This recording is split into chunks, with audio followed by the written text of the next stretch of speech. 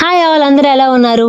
Pregnancy with PCOD story అయితే మనం చెప్పుకుంటున్నాం కదా. మధ్యలో అయితే చిన్న బ్రేక్ అయితే ఇచ్చాను. ఈ వీడియో నుంచి అయితే మనం చక్కగా కంటిన్యూ చేసుకుందాము. చెప్పాను కదా లాస్ట్ వీడియోలో వచ్చేసి ఏ మెడిసిన్ యూస్ చేస్తున్నానో కూడా తెలియకుండానే మెడిసిన్ యూస్ చేస్తానని.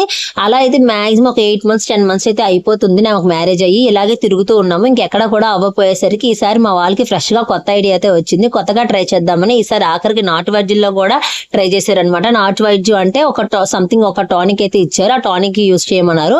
కాకపోతే ఏంటంటే ఒక 10-15 ఐటమ్స్ అయితే రాసి ఇచ్చారనమాట. అవేవి కూడా ఈ టానిక్ యూస్ చేస్తున్నప్పుడు అయితే తీసుకోకూడదు అని చెప్పారు.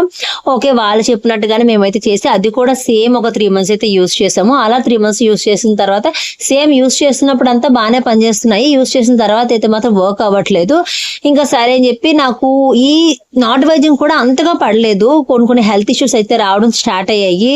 ఇంకా సరే ఇంకా అన్ని వర్కౌట్ అవ్వట్లేదు అని చెప్పేసి ఇంకా నేను ఇవి ఏమి కూడా యూస్ చేయకూడదని ఒక రకమైన విరక్తి అయితే వచ్చేసింది. మ్యారేజ్ అని కానించి ఏదో ఒక మెడిసిన్ వాడమే అలా వాడి అసలు మ్యారేజ్ అయిన 1 year కి నేను ఎంత స్కిన్ అంతా బ్లాక్ వచ్చేసి ఫుల్ పింపుల్స్ వచ్చేసి స్కిన్ అయితే చాలా చాలా డ్యామేజ్ అయిపోయింది.